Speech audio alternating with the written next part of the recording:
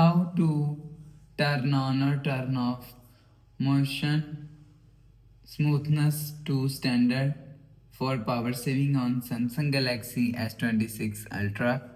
So let's start the video. First of all, go to app library. Now here, so click on settings app.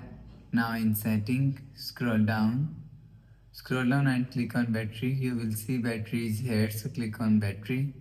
So after click on battery, click on power saving. So after click on power saving, first of all turn on this button.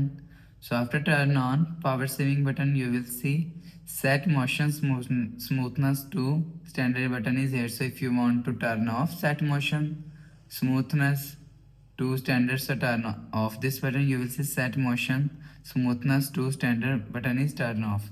So if you want to turn on set motion smoothness to standard, so turn on this button. You will see set motion smoothness to standard button is turn on. So you will turn on or turn off set motion smoothness to standard from here.